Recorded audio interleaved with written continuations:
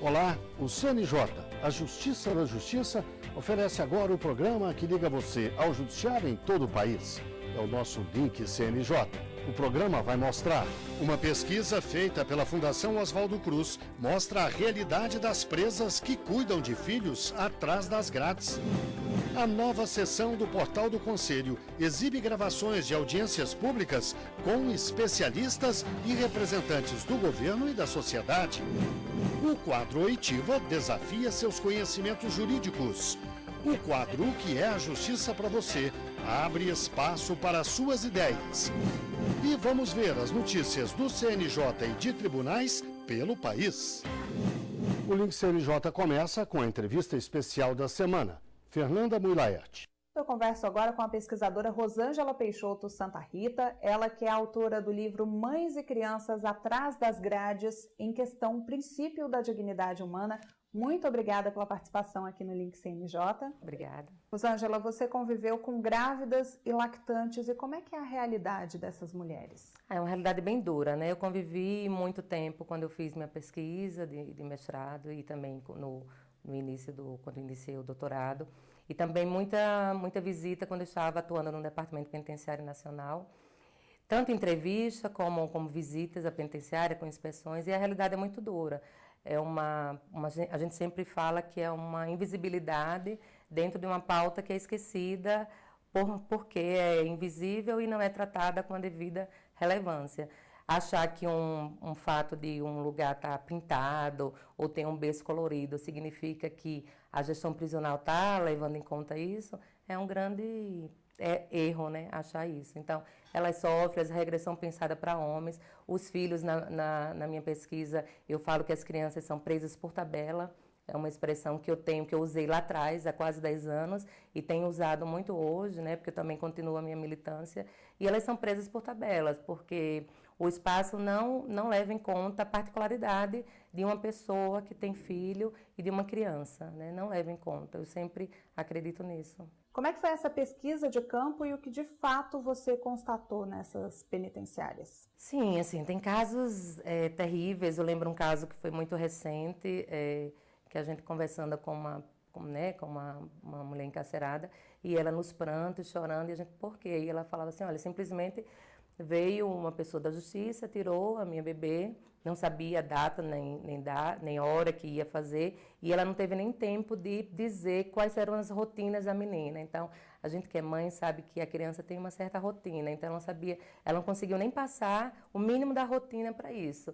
E depois a gente voltou lá, e aí não foi nem como pesquisa de campo, foi como pessoa que se envolve com essa causa. Eu consegui voltar nessa penitenciária, e umas 2, 3 vezes a gente até foi numa vara da infância. Eu tive oportunidade de ir com uma advogada, e o processo, infelizmente, essa mãe perdeu, né? Teve a destituição do poder familiar, e o que é mais grave, ela não sabia na época onde estava a filha, qual abrigo que estava a filha dela. Então, assim, é de uma mazela isso, né? Para o ser humano é muito forte. Então, ela não queria entregar o seu filho. Então, a gente tem uma legislação, né, que fala que a criança pode ficar de até 6 meses, no mínimo, para amamentar, e quando a criança for desamparada, ela pode ficar mais, até 7 anos, apesar da gente não defender isso, mas o Estado, a maioria do Estado do Brasil, dos estados, das unidades da federação, acreditam que a criança tem que ficar até só 6 meses. E nesse caso, 6 meses violou um direito da criança, porque como ela não tinha para onde ir, ela foi para um abrigo,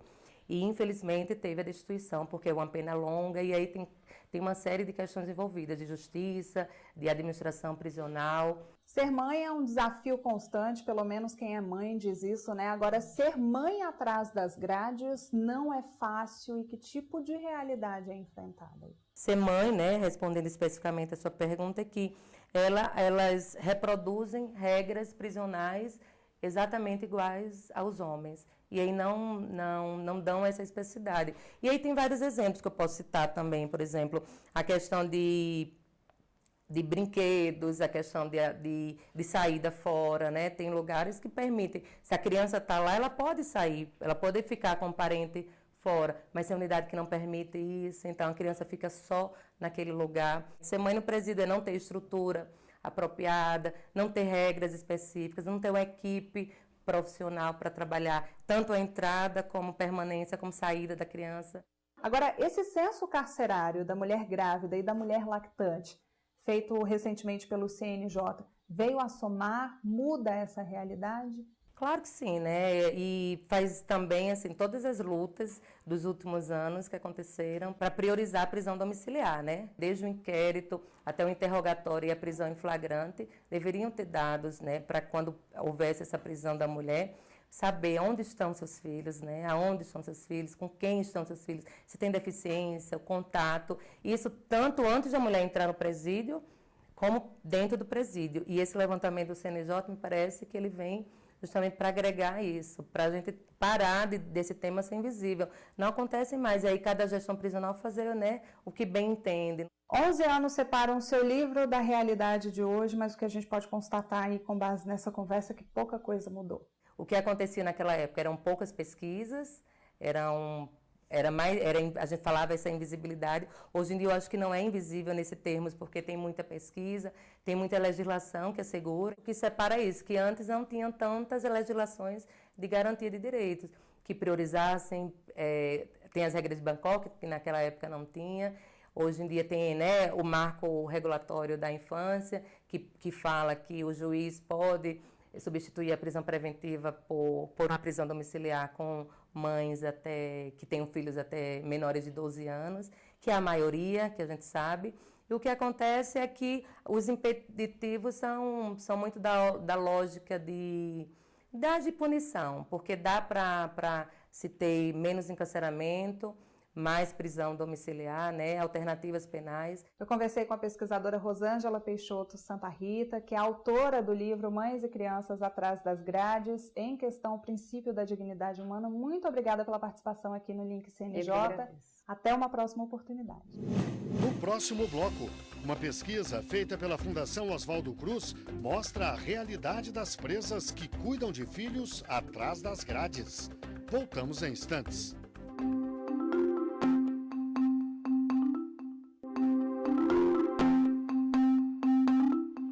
O Link CNJ está de volta e vai falar agora sobre a nova seção do portal do Conselho na internet. Fernanda.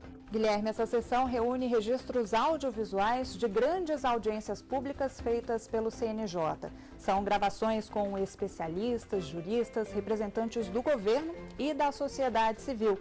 Eles participaram de sessões públicas, 5 grandes delas, desde 2014.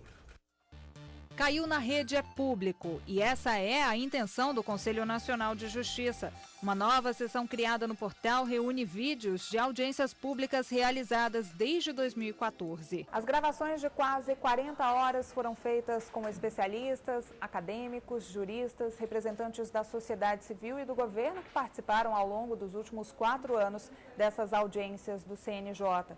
E mais do que tornar o material acessível, o Conselho quer resgatar e preservar a memória de tudo o que foi feito até agora. Além de organizar os vídeos que já estavam disponíveis nos arquivos do canal no YouTube, o CNJ também disponibilizou algumas palestras. A última audiência nós demos aqui no Link CNJ. Foi em dezembro do ano passado e tratou da prestação dos serviços do Judiciário relativos à saúde. Finalmente chegaram meia dúzia de doses para alguns.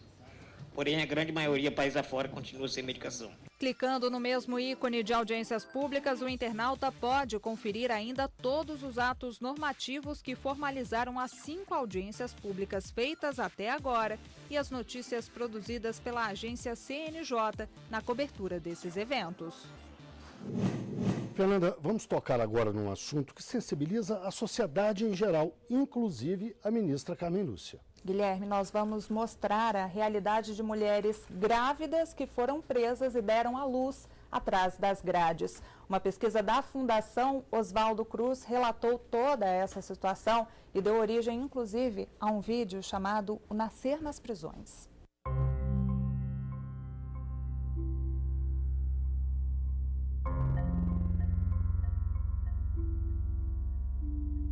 Nada vale, sabe, você perder a sua liberdade. E mais ainda, ficar longe do seu filho. O conselho é de quem hoje passa o dia com a filha nos braços, mas que no passado se viu grávida e atrás das grades. Foi há 11 anos. Era a segunda das 5 gestações da Oriena. De ré primária, ela passou a condenada por tráfico. 26 de dezembro de 2007, a jovem foi ver o marido na cadeia, mas não era uma visita qualquer. Com ela, porções de maconha e cocaína. Uma denúncia anônima levou a polícia até a moça. E no momento da revista não houve jeito. Oriana foi presa na frente da sogra e da filha mais velha. Parece que foi um turbilhão em questão de segundos. Sabe, o mundo tinha desabado na minha cabeça. Eu falei assim, agora acabou. Porque eu não tinha uma noção do que era você ir presa, eu não tinha noção do que é você ficar tanto tempo longe de casa, eu não sabia como que aquilo tudo dali ia começar a funcionar, tudo, como que ia ser. Os últimos 4 meses de gravidez foram dentro da penitenciária feminina do Distrito Federal.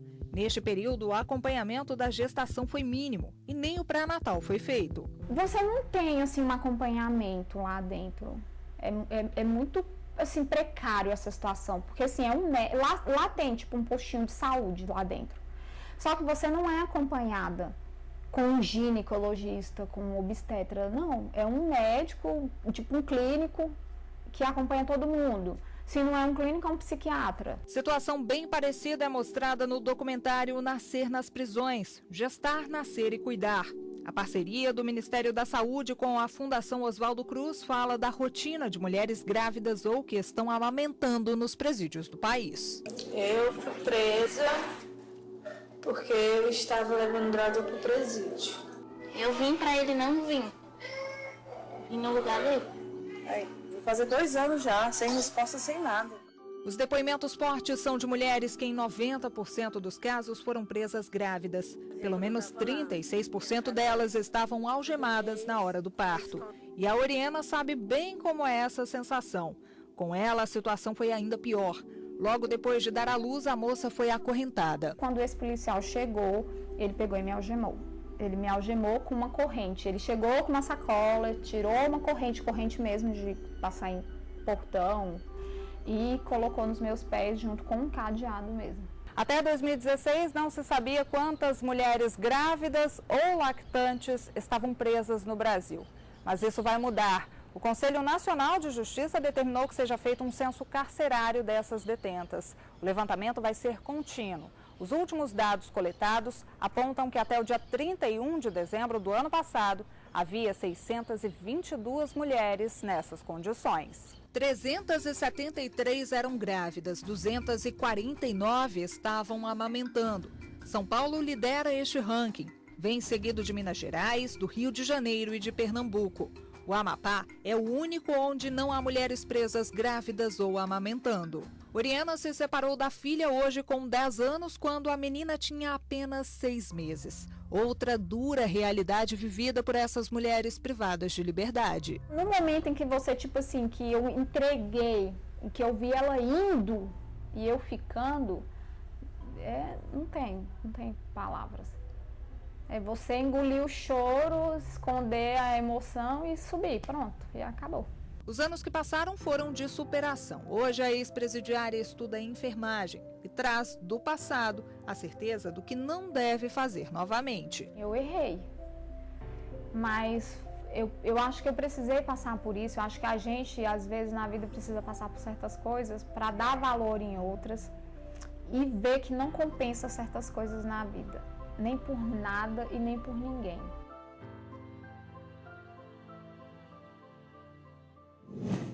É hora do nosso quadro Oitiva. Oitiva, você sabe, é aquele momento de um julgamento em que o juiz ouve as partes envolvidas. E hoje nós queremos ouvir você.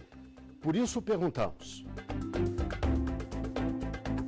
quem pode ser ministro do STJ, o Superior Tribunal de Justiça? Alternativa A: cidadãos sem limite de idade de notável saber jurídico indicados por corporações como o Ministério Público e a OAB e aprovados pelo Congresso. Alternativa B: brasileiros com mais de 35 anos de idade de notável saber jurídico nomeados pelo Presidente da República e aprovados no Senado. Alternativa C: brasileiros maiores de idade de notável saber jurídico e aprovados em concurso público específico para a função. A resposta certa você vai ver a seguir. E vamos ver também as notícias do CNJ e de tribunais pelo país. Até já!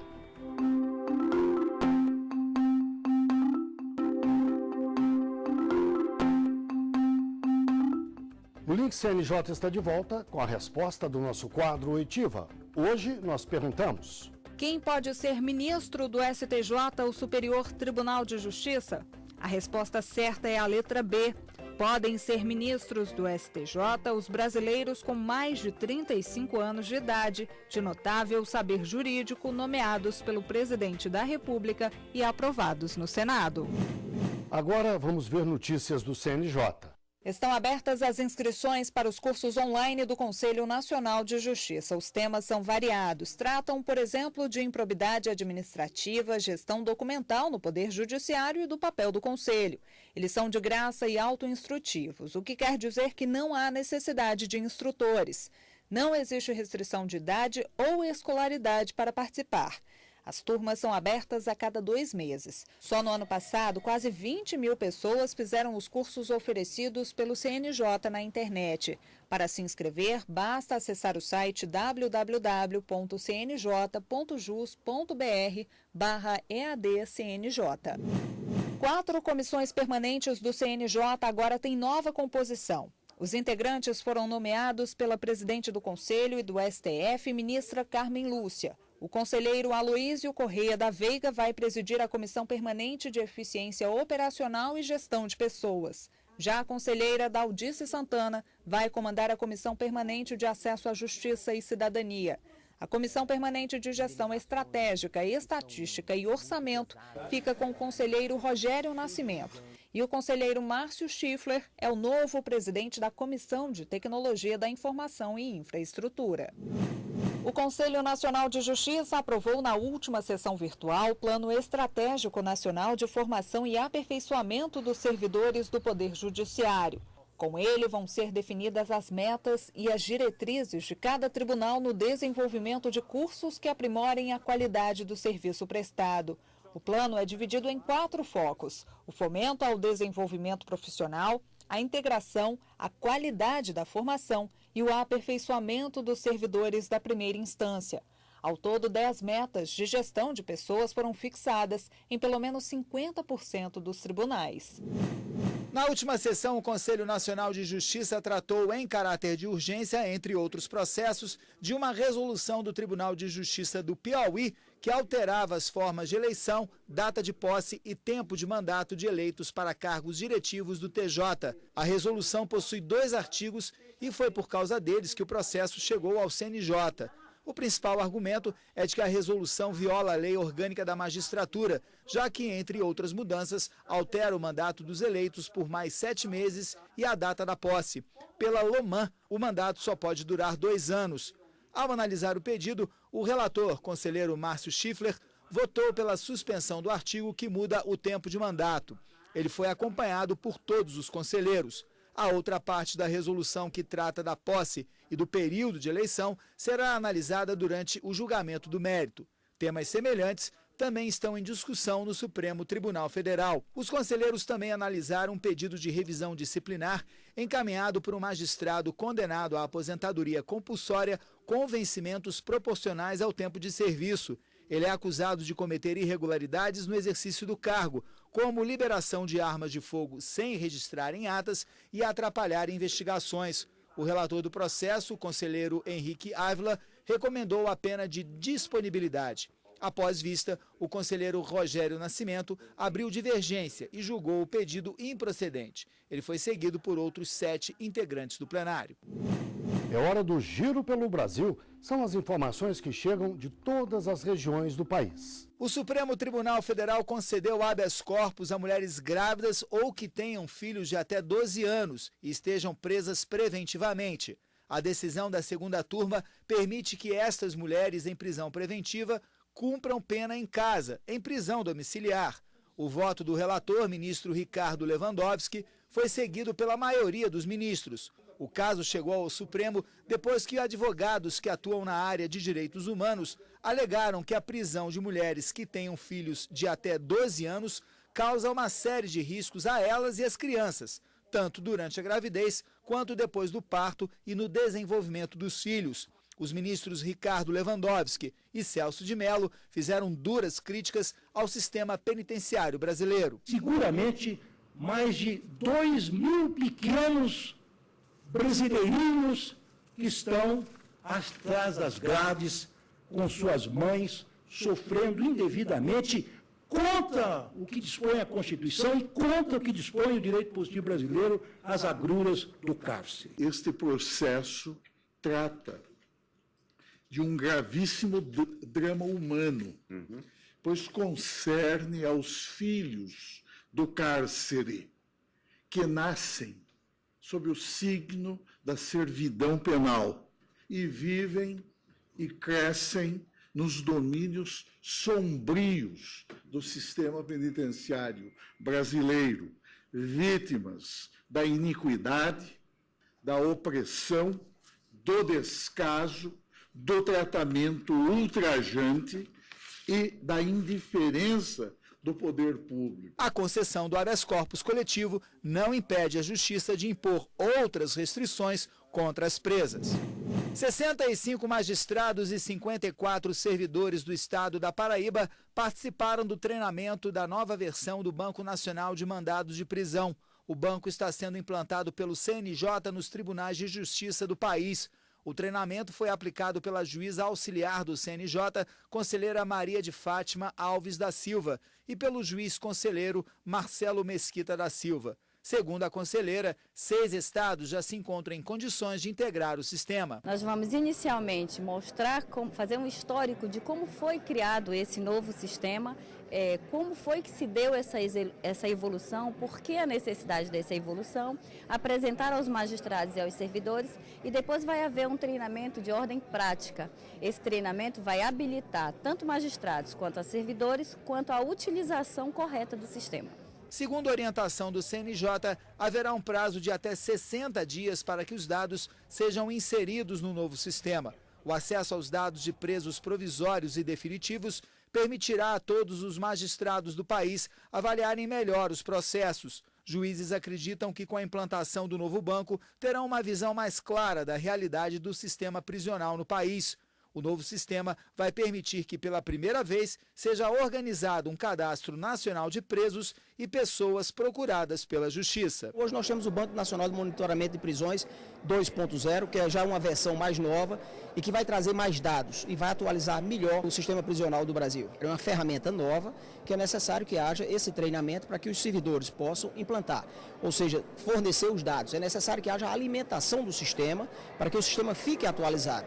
E para isso é necessário esse treinamento que veio em bom tempo para aprimorar o serviço dos servidores do Poder Judiciário da Paraíba.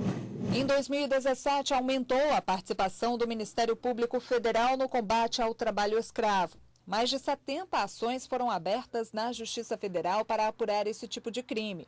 Os promotores participaram de pelo menos 11 operações de combate ao trabalho escravo, juntamente com as polícias Federal e Rodoviária Federal, o Ministério Público do Trabalho e a Defensoria Pública da União. Em uma dessas operações, pelo menos 15 pessoas estavam em situação muito parecida com o trabalho escravo. Em outra ação, em Riachão das Neves, na Bahia, trabalhadores rurais foram libertados de condições de trabalho consideradas degradantes. Iguais a eles, cerca de 400 pessoas foram encontradas e libertadas em 2017. Os estados com maior número de denúncias de trabalho escravo foram Tocantins, Minas Gerais, Bahia e Maranhão. O trabalho integrado do MPF com outras instituições resultou na abertura de 73 ações na Justiça Federal e 265 inquéritos policiais. Nossos colegas acompanham essas inspeções no intuito de colher provas que sirvam para as ações penais. Porque do ponto de vista do Ministério do Trabalho é verificar se tem condições degradantes, se estão precisando pagar salários, não são, como são as condições dos trabalhadores. Mas do ponto de vista penal, nós precisamos saber quem são aquelas pessoas que estão lucrando com aquele trabalho degradante, aquele trabalho escravo, das pessoas que serão liberadas. Apesar da união de forças, especialistas no assunto reclamam que ainda são poucas as condenações por trabalho escravo no Brasil. Segundo eles, o maior motivo é a demora nos julgamentos. Em Pirajuí, interior de São Paulo, a condenação de 3 pessoas que mantiveram ao menos 10 trabalhadores em condições análogas às de escravo em uma carvoaria demorou quase 10 anos para sair. Em Nova Bandeirantes, no Mato Grosso, a sentença que condenou o gerente de uma fazenda por submeter 19 trabalhadores, 3 deles menores de 18 anos, a condições degradantes e jornadas exaustivas, veio 8 anos depois do flagrante. O trabalho escravo, nas formas contemporâneas, ele tem que ser combatido pela República Federativa do Brasil, pelas instituições, pelo Estado brasileiro, não importa quem esteja no Poder Executivo, e em conjunto com aqueles que detêm a atribuição para combater o trabalho escravo. Os termos de conciliação homologados no Polo Indígena de Conciliação Maturaca, em Roraima, vão ser redigidos na língua materna dos índios. A determinação é do Tribunal de Justiça do Estado. A ideia com a medida é valorizar a cultura dos povos indígenas brasileiros. A segunda via do documento, no entanto, será escrita em português. O polo fica na terra indígena Raposa Serra do Sol, no nordeste do estado, e conta com 16 conciliadores. Mais de 250 mil sessões de conciliação foram feitas durante todo o ano passado em São Paulo. Metade delas terminou em acordo. Encontros entre as partes envolvidas aconteceram nos 250 centros judiciários de solução de conflitos e cidadania espalhados pelo estado. Mais de 3 mil mediadores atuaram nessas ações. Os Sejusques foram criados por determinação do Conselho Nacional de Justiça. Uma campanha lançada recentemente vai explicar como funciona o aplicativo e-Título. O vídeo pode ser visto até a véspera das eleições nas principais emissoras de TV do país e nas redes sociais do Tribunal Superior Eleitoral. Você pega o seu celular ou tablet e baixa o aplicativo disponível na App Store e Google Play. Além das informações disponíveis na versão impressa do título, o aplicativo vai informar o endereço do local de votação e a situação do eleitor. A principal novidade é que o documento virtual pode ser usado para votar caso o brasileiro já tenha a foto cadastrada na Justiça Eleitoral. Com o dispositivo, o cidadão vai ter os dados sempre seguros e disponíveis, diminuindo o risco de extravios e danos ao título de eleitor. E o nosso quadro O que é a Justiça para você está de volta. Veja o que pensa o cidadão. A justiça é uma coisa que você confia. Você tem que confiar na justiça. A justiça tem que agir reto. O que é de César é de César, o que não é, tá certo? Justiça para mim é cada um dos cidadãos terem o direito na proporção que necessitam. Direitos iguais para mim não é justiça. O que é justiça é que o menos favorecido tenha o direito na proporção que ele necessita e o mais favorecido também seja cobrado na proporção que ele necessita e deve ser cobrado. Esta edição do Link CNJ termina aqui. Na semana que vem, voltaremos com outra edição inédita na quinta-feira, às 9h30 da noite. E o programa tem reprises aos sábados, 12h30, às terças-feiras, 7h30 da manhã. Muito obrigado pela audiência e até o próximo. CNJ, a Justiça da Justiça.